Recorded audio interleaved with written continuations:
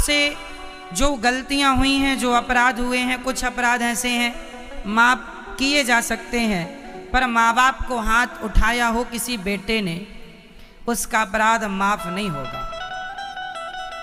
माँ बाप पर हाथ उठाने वाले बेटा को, बहू सास ससुर पर हाथ उठाने वाली बहू को कई जन्मों तक नाली का कीड़ा बनके तुम्हें उस पाप का दंड भोगना ही पड़ेगा। तुमने जो पुण्य किए हैं, अच्छा है कि आप सुधर गए हो, पर जो पाप हो गए हैं उसके लिए तुम्हें भोगना पड़ेगा। कुछ पाप ऐसे हैं जो मिटते नहीं, कुछ पाप ऐसे हैं मिट जाते हैं। क्यों मैया? सही है। जैसे पेंसिल से लिखा हुआ कोई भी शब्द मिट जाता है, पर पेन से लिखा हुआ नहीं मिटता। क्या ये सही है मैया? बोलो मेरी माँ। पेंसिल से लिखा हुआ मिट जाता है, पर पेन से लिखा हुआ नहीं मिटता। वही है, कुछ पाप मिट जाते हैं, कुछ पाप नहीं मिटते। तो ऐसे पाप कभी ना करना जो नहीं मिटते। कुछ होते हैं पाप, कुछ होते हैं महापाप। महापाप में 5 महापाप बताए हैं। महापाप कितने होते हैं? 5। कौन कौन से? मच्छर मार देना, मक्खी मार देना, झूठ, छोटा मोटा, ये सब ये पाप है। ये पाप ठीक हो जाएगा। पर कुछ महापाप हैं, वो फिर पेन की तरह लिख गए, अब वो भोगनी पड़ेंगे आपको। महापाप क्या है? पहला महापाप, अपने माता पिता को मारना, ब्राह्मण को मारना और गाय को मारना। ये तीनों एक हैं। ब्राह्मण को मारना, माँ बाप को मारना और गौ हत्या करना, ये महापाप है। पहला महापाप है ब्राह्मण हत्या, गौ हत्या और माँ बाप को मारना। ये पहला महापाप है। ये कौन सा महापाप है? पहला। ये पाप नहीं है, ये तो जोर से, कौन सा? महापाप। दूसरा, शराब पीना। शराब पीना, अपने स्वाद के लिए मांस खाना, शराब पीना। शराब को भी महापाप में रखा गया है, क्योंकि शराब पीने वाला अपनी माँ को बोलता है उल्टा सीधा, मारता भी है। तो शराब से ही सब चीज़ें शुरू होती हैं। तो शराब और मांस भी महापाप के अंतर्गत है। दूसरा महापाप है शराब और मांस। समझ गई मेरी माँ? शराब और मांस आप लोग तो नहीं खाते पीते? अंडा वंडा तो नहीं खाते मैया? ये महापाप है। मुर्गी अपने स्वाद के लिए आपने मार डाली। एक सज्जन बोले, महाराज जी हम थोड़ी मुर्गी मारते हैं, हम तो खरीद के लाते हैं। तो भाई साहब तुम्हारे लिए ही तो उसने मारा है। मुर्गी तुमने मारी नहीं, चलो मान लिया, पर तुम ना खरीदने जाते तो वो क्यों मरती? तो मरी तुम्हारे लिए, तो हत्या किसको लगेगी? आपको ही लगेगी ना। जो मारा हो उसको भी लगेगी, और तुम उसको मरवाए हो और तुम भी अब वही भोगोगे फिर। तो दूसरा महापाप है शराब पीना और मांस खाना। तीसरा महापाप है स्वर्ण की चोरी करना। मैंने मेहनत से 1000 रुपए कमाए और किसी ने चुरा लिया। बाप ने बेटी के लिए सोना इकट्ठा किया था, चोर ने चुरा लिया, उस चोर को महापाप लगेगा, महापाप। चोरी, काहे की चोरी? यदि आपने किसी के घर से गेहूं चुराया है, ये महापाप नहीं है। आपने किसी के घर से गेहूं चुरा लिया, ये महापाप नहीं है, ये पाप है। चने चुराए, खाद्य पदार्थ चुराए, सब पाप है।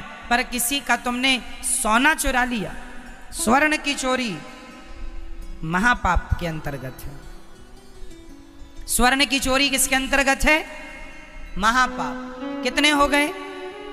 चौथा महापाप, अपने गुरु पर और गुरु पत्नी पर कुदृष्टि रखना महापाप है। कोई अपने गुरु जी को गंदी निगाहों से देखे, कोई महिला या कोई पुरुष गुरु जी की पत्नी को गंदी निगाहों से देखे, या गुरु जी अपने शिष्य को या किसी शिष्या को गंदी निगाहों से देखे, ये सब महापाप है। गुरु और गुरु पत्नी, गुरु जी की जो पत्नी है उन पर कोई कुदृष्टि रखे, गुरु जी पर कोई कुदृष्टि रखे, या गुरु किसी स्त्री पर कुदृष्टि रखे, अपनी शिष्या पर या किसी भी व्यक्ति पर, वो चौथा महापाप है। कुल मिला के चरित्रहीन कोई भी हो हम उसे महापापी कह सकते हैं। रावण भी महापापी था, सीता पर हाथ डाला उसने, सर्वनाश हुआ। फिर ये 4 महापाप, और 5वां महापापी जो इन चारों के संग उठता बैठता हो, इनसे संबंध रखता हो, वो 5वां महापापी है, वो भी महापापी है। ऐसे लोगों से संबंध नहीं रखना चाहिए जो लोग गलत हैं, क्योंकि आज वो गलत हैं, तुम संबंध रखोगे तुम भी गलत हो जाओगे। क्योंकि जैसी संगत करता है आदमी वैसा रंग चढ़ता है। तो शराबी की संगत करोगे तो शराबी बन जाओगे, मांसाहार की संगत करोगे मांसाहारी बन जाओगे। एक पंडित जी थे, वो मांस नहीं खाते थे, पंडित जी थे, पर उन्होंने एक दोस्ती कर ली एक ऐसे आदमी से कि जो मांस खाता था। लोगों ने समझाया इसकी दोस्ती ना करो, तुम पंडित आदमी हो, तुम सात्विक आदमी हो, कहीं तुम्हें ये मांस ना खवा दे। नहीं जी, पंडित जी कहे नहीं, मैं तो मांस खाते ही नहीं, बस दोस्ती किया हूं। तो उस दोस्त ने एक दिन उसको कहा चलो आज हमारे घर में आपका स्वागत है, तो उसने ले गया। तो उसने कहा पकौड़े बने हैं गरम गरम खाओ। पंडित जी को लगा पकौड़े हैं, पकौड़े उसने खाए। जब खा लिया तो उसने बताया ये अंडे के पकौड़े थे। ये काय के पकौड़े थे? अंडे के। अंडे के पकौड़े बना के खवा दिया उसने। तो क्यों भाई तुमने ऐसा क्यों किया? बोले आप बड़े ज्ञानी पंडित बनते थे कि हम तो देखो मांस नहीं खाते, आज हमने खवा दिया कि नहीं आपको। तो कुछ लोग जानकर आपका धर्म भ्रष्ट करने की चाहत रखते हैं, इसलिए कदापि गलत लोगों की संगत करोगे, कभी ना कभी वो गलती आपको ले डूबेगी। इसलिए गलत लोगों की संगत से बचो, शराबी की, दुष्ट आदमी की संगत से बचो, क्योंकि जो जैसा होगा वो आपको भी वैसा बनाना चाहेगा, वो अपने ही रंग में आपको रंगना चाहेगा। इसलिए पानी पियो छान के और संगत करो जान के। संगत से गुण आते हैं, संगत से गुण जाएं। लोहा जड़ा जहाज में पानी में उतराए। कभी किसी का धर्म नहीं बिगाड़ना चाहिए, कभी किसी का धर्म नहीं बिगाड़ना और ना अपना खुद का बिगाड़ो। तो 5 महापाप हैं मैया, बाकी सब पाप। ये 5 महापाप। धुंधकारी ने अपने बाप को मारा, अपनी मां को मारा, ये महापाप हो गया। अब महापाप का दंड क्या? ब्रह्म राक्षस बना।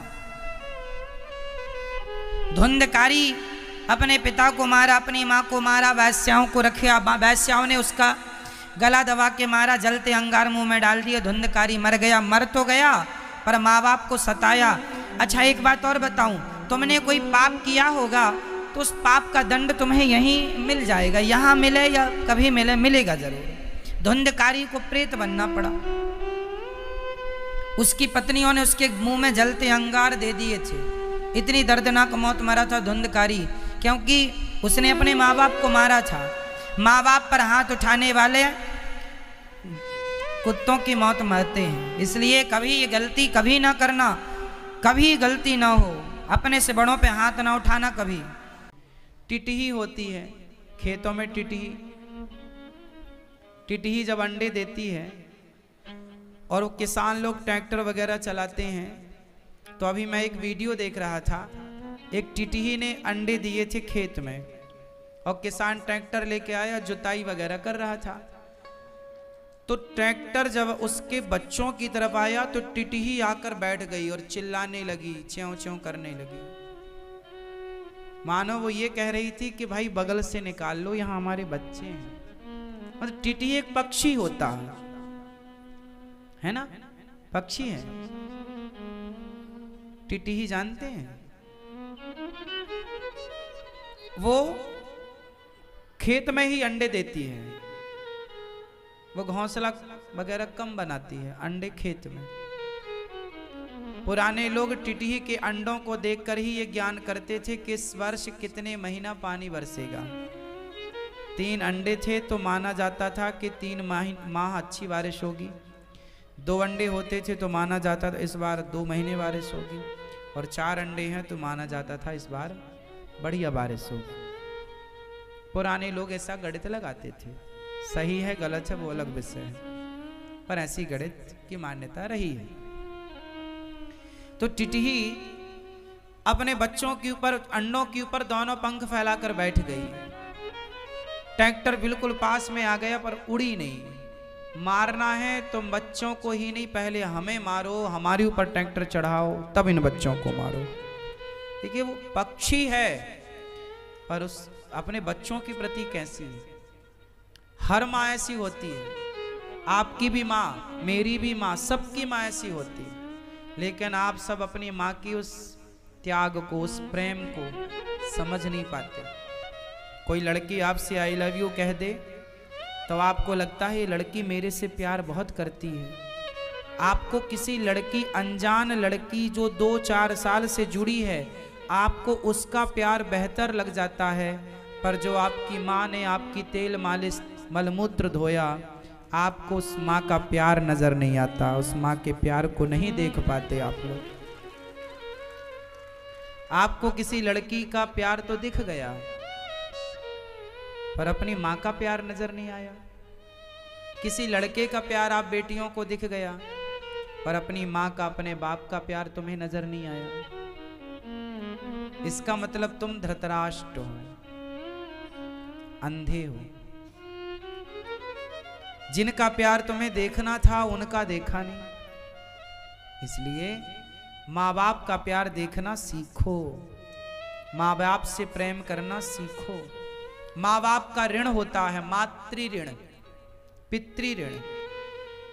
अब माँ ने तुम्हारी तेल मालिश की है, तुम्हारे तलवों में तेल लगाया, तुम्हारे पाँव में, हाथ में, पेट में, पीठ में तेल लगाया कि नहीं, मालिश की कि नहीं, तब तुम्हारी हड्डियां मजबूत हैं। अब तुम्हारी जिम्मेदारी है कि तुम्हारी माँ बूढ़ी हो गई है तो तुम उसके पाँव में तेल लगाओ, तुम उसका हालचाल पूछो, तुम उसकी सेवा करो। किसी बूढ़े का यदि किसी कारणवश बिस्तर पर ही मलमूत्र करने की नौबत आ जाए तो उसको बहुत श्रद्धा से कि ये हमारी जिम्मेदारी है, ये हमारा धर्म है, ये हमारी माँ है, हम इनकी सेवा करेंगे। पर समाज में साहब आज लोग कहाँ रिश्तों को समझ रहे हैं, कहाँ अपने धर्म का निर्वाह कौन कर रहा है। कोई अपने धर्म को नहीं जानना चाहता। शादी होती है, माँ को छोड़कर लुगाई आई, पत्नी को लेके बच्चे चले जाते हैं।